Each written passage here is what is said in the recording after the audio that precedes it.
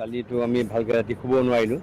জুবিন গাৰ্গৰ এই ঘটনাই আমাক সকলোকে ব্যথিত কৰিছে আৰু মই এতিয়া যিটো খবৰ আছে যে তেওঁৰ শৱদেহ বৰ্তমান ইয়াতে মৰ্গত ৰখা হৈছে, সংৰক্ষিত কৰি ৰখা হৈছে।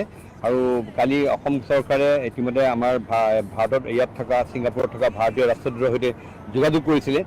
ৰাতি বহুবাৰ কথা হৈছে যে এই কথাটো এনেকুৱা আছিল যে অসমৰ পৰা এখন চাৰ্টাৰ্ড ফ্লাইট আহিব, ফ্লাইট আহি পেলাই ইয়াৰ পৰা তেওঁৰ ডেড বডি ইয়াৰ পৰা কঢ়িয়াই লৈ যোৱা হ'ব, অসমলৈ লৈ যোৱা হ'ব।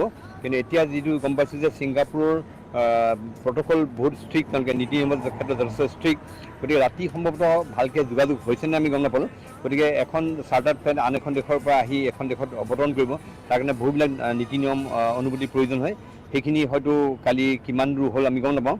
কিন্তু এতিয়া শেহতীয়া খবৰ যে চাৰ্টাৰ ফ্লাইট যদি আহিছে নাই সেইটো গম পোৱা নাই, সম্ভৱতঃ অহা নাই। যদি অহা নাই তেতিয়াহ'লে তেওঁৰ শৱদেহ ৰাতি 8টা বজাৰ এয়াৰ ইণ্ডিয়াৰ এখন বিমান আছে, এয়াৰ ইণ্ডিয়া বিমানত ৰাতি 8, কাৰণ ইয়াত গোটেইখিনি প্ৰক্ৰিয়া সম্পন্ন কৰি অলপ সময়ৰ প্ৰয়োজন হ'ব। গতিকে এইখন লৈ এয়াৰ ইণ্ডিয়াৰ বিমানখনত ৰাতি ইয়াৰ পৰা দিল্লীলৈ নিয়া হ'ব। আৰু দিল্লীৰ পৰা ইয়াৰ পৰা যদি 8টা বজাত যায় বিমানখন, দিল্লী গৈ পাওঁতে হয়তো 5 ঘণ্টাত মানে ৰাতি নিশা 1 মান বাজিবগৈ। আৰু তাৰ পৰা দিল্লীত সেই বিমানৰ পৰা আমাৰ অসম চৰকাৰৰ যিখন চাৰ্টাৰ্ড ফ্লাইট, সেইখন চাৰ্টাৰ্ড ফ্লাইটে তেওঁৰ শৱদেহ ঘূৰাই নিয়া হ'ব। গতিকে তেওঁৰ শৱদেহ ঘূৰাই নিবলৈ হয়তো আমি মানে হয়তো গুৱাহাটী পাওঁতে ৰাতিপুৱাই যাব, কাৰণ 1টা বজাত যদি যায়ো, 1টা বজাত 2টামান বজাত যদি যায় ৰাতি গুৱাহাটী পাওঁতে ৰাতিপুৱা 3, 4, 5টা বাজিব। তাৰপৰা তেওঁৰ শৱদেহ সম্ভৱ ঘৰলৈ নিয়া হ'ব বা মই এতিয়াও ভালকৈ গম পোৱা নাই। কিন্তু যিটো গম পাইছোঁ যে আমাৰ যিটো সৰুসজাই যিখন ষ্টেডিয়াম আছে তাত ৰাজহুৱা শ্ৰদ্ধাৰ কাৰণ ৰখা হ'ব। সমগ্ৰ অসম জুৰি আচলতে শোকৰ বন্যা বৈছে জুবিন গাৰ্গৰ এই ঘটনাত। আৰু এই ঘটনাই অকল জুবিন গাৰ্গকে নহয়, অকল অসমবাসীকে নহয়, তেওঁৰ সকলো গুণমুগ্ধক আচলতে খুন্দুৱাইছে। ইয়াত যিসকল মই মানুহ লগ পাইছোঁ সকলোৱে কালি ব্যথিত কান্দোনত ভাগি পৰিছে। ছিংগাপুৰৰ অসমীয়াসকলে জুবিন গাৰ্গক লৈ যথেষ্ট উৎফুল্লিত হৈ আছিলে। তেওঁলোকে এই জুবিন গাৰ্গ ইয়াত 2-3 দিন ধৰি তেওঁ এইখন সম্ভৱ 17 তাৰিখ মানে তেওঁ ইয়াত আহিছে। আৰু অহাৰ পাছত ছিংগাপুৰবাসী অসমীয়া তেওঁক পাই যথেষ্ট উৎফুল্লিত। তেওঁক ফুৰাবলৈ অলি তলি তেওঁলোকে লৈ গৈছিলে ছিংগাপুৰৰ অসমীয়া মানুহখিনিয়ে। আৰু তেওঁলোকে কেইজনমানে কালি তেওঁক লৈ গৈছে এটা ইয়াতত, তেওঁক আন এটা দ্বীপলৈ। ইয়াতে যিখন মেৰিনা কেপল বুলি এটা বীচ আছে, সেই বীচৰ পৰা এটা আইলেণ্ডলৈ নিছিলে। সেই আইলেণ্ডত যাওঁতে তেওঁলোকে তাত অলপমান আইলেণ্ডৰ ওচৰতে, বেছি দূৰতো নহয়, মাটিৰ পৰা একদম ওচৰতে তেওঁলোকে সাগৰত সকলোৱে সাঁতুৰিবলৈ নামিছিলে লাইফ জেকেট পিন্ধি। কিন্তু জুবিন গাৰ্গৰ কথাটো অলপ সুকীয়া আছিলে, কাৰণ জুবিন গাৰ্গে ইতিমধ্যে সাগৰত জাঁপ দিয়াৰ ভিজুৱেল ইতিমধ্যে ভাইৰেল হৈছে। আৰু জুবিন গাৰ্গে সাগৰত জাঁপ দিলে, জাঁপ দি পেলাই এটা সময়ত প্ৰথমতে জুবিন গাৰ্গৰ লগত লাইফ জেকেট আছিলে। কিন্তু জুবিন গাৰ্গৰ এটা কথা হ'ল, দুটা কথা হ'ব পাৰে, মই এতিয়াও ভালকৈ নিশ্চিত হোৱা নাই। কোনোবাই কৈছে জুবিন গাৰ্গে লাইফ জেকেটটো খুলি দিছে, কোনোবাই কৈছে তেওঁৰ গাৰ পৰা লাইফ জেকেটটো খুলকি গ'ল, কাৰণ লাইফ জেকেটটো অকণ ডাঙৰ হয়। গতিকে জুবিন গাৰ্গৰ শৰীৰৰ পৰা লাইফ জেকেট খুলকি গ'ল। আৰু কোনোবাই কৈছে নহয় জুবিন গাৰ্গে খুলি দিলে, খুলি দি তেওঁ বহুত সময় তেওঁ পানীত উপঙি আছে। তাৰপিছত তেওঁ লাহে লাহে সাঁতুৰিবলৈ আগলৈ আৰম্ভ কৰিলে। তাত থকাৰ পাছত অলপ দূৰ তেওঁ আগুৱাই গ'ল। আগুৱাই যোৱাৰ পাছতেই তেওঁলোকৰ সংগীসকলে প্ৰত্যক্ষ কৰিলে হঠাৎ জুবিন গাৰ্গে সাগৰত মূৰটো তল কৰি তেওঁ উপঙি আছে, মূৰটো তল কৰি উপঙি আছে। হঠাৎ তেওঁ ডুবি যোৱা নাই, কাৰণ জুবিনক মই ভাল চুইমাৰ বুলি জানো। জুবিনক আগতে এনেকৈ সাগৰত চুইমিং কৰা অৱস্থাত মই পাইছোঁ। গতিকে তেওঁ সাগৰত তেওঁ মূৰটো যেতিয়া তললৈ ডাউন হৈছে, তেতিয়া তেওঁ লগে লগে সংগীকেইজন আগুৱাই গৈ তেওঁক অকণমান দাঙি ধৰি তেওঁ মুখেদি ফেন ওলাইছে বুলি কৈছে। গতিকে এইটো মই ভাবোঁ যে চিজাৰ লক্ষণ, কিন্তু আচল ৰিপৰ্টটো অহা নাই। কিন্তু যিটো লক্ষণ দিছে, মুখেদি ফেন ওলাইছে আৰু ৰাতি খোৱা খাদ্য অলপ ওলাই আহিছে। আচলতে কথাটো এনেকুৱা হ'ল যে তাত বেছি নাছিলে, সেইখিনি হয়তো একঁকাল পানী আছিলে। গতিকে সেইটো কাৰণেও হয়তো বেছি নাভাবিলে এনেকুৱা ধৰণৰ ঘটনা। মই নাজানো ভালকৈ কি পৰিস্থিতি, কিন্তু সেই ঠাইত যোন ঠাইত তেওঁ জঁপিয়াইছে, মোক যিটো কৈছে যে একঁকালমান পানী তাত বেছি নাছিলে। গতিকে তাত সেইকাৰণে হয়তো তাত নামাৰ কাৰণে বেছি হেৰি নকৰিলে। কিন্তু জুবিন গাৰ্গৰ অলপ অত্যুত হেৰি, মই যিমান দূৰ জানো, জুবিনে সাগৰত সাঁতুৰিবলৈ লৈ এটা সময়ত গৈ তেওঁ মানে অচেতন হৈ পৰিলে হয়তো।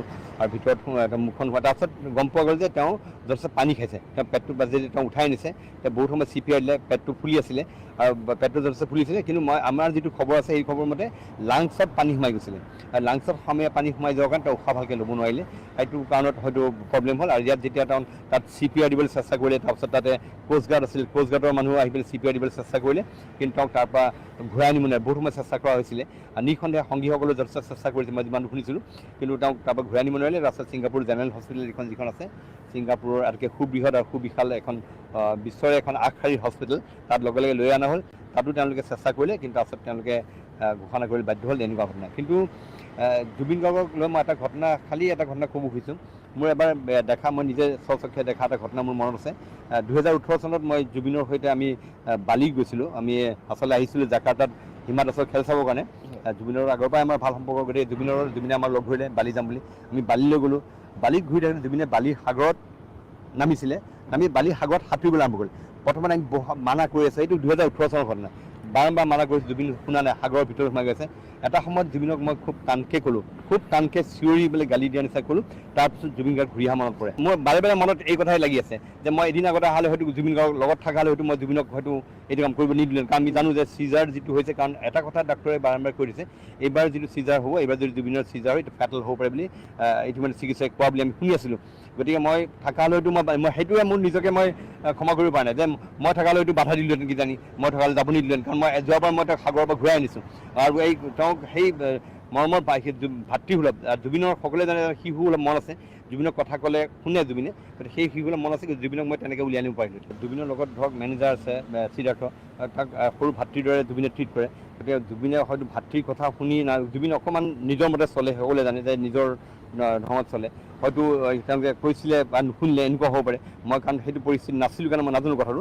আৰু বাকী যিসকল ছিংগাপুৰবাসী অসমীয়া আছিল, তেওঁলোকে হয়তো এই বিষয়ে জুবিনৰ এই শেহতীয়া পৰিস্থিতিৰ বিষয়ে হয়তো অৱগতও নহয়। তেওঁলোকে কিছু কথা তেওঁক মানে মানা কৰা বুলিও কৈছিলে, কিন্তু জুবিন গাৰ্গে বহুত সময় নিজৰ মতে চলে। সেই জুবিনক কোনো এইটো সকলোৱে জানে জুবিনে কাৰো কথা, আনকি মানে মুখ্যমন্ত্ৰীৰ বিৰুদ্ধেও তেওঁ সময়ে সময়ে কথা কৈ দিয়ে, পৰেশ বৰুৱাৰ বিৰুদ্ধেও সময়ে সময়ে কথা কৈ দিয়ে।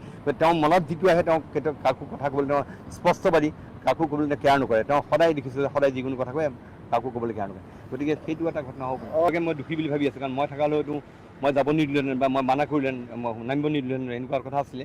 এতিয়া এইটো এটা এক্সিডেণ্ট কি বুলি ক'ম, মই ক'বলৈ ভাষা নাই যে আমি জুবিন গাৰ্গক হেৰুৱালোঁ।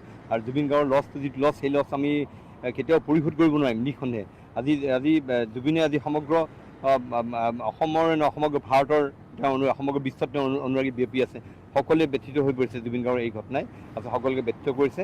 আৰু মই ভাবোঁ যে এটা আমাৰ একেবাৰে আমাৰ অসমীয়াৰ কাৰণে এইটো এটা পূৰাব নোৱাৰা ক্ষতি হৈ গ'ল। গতিকে জুবিন গাৰ্গ এই কিংবদন্তিটোক আমি হেৰাই যোৱাটোৱে আচলতে আমাক সকলোকে ব্যথিত কৰি বিচলিত কৰিছে।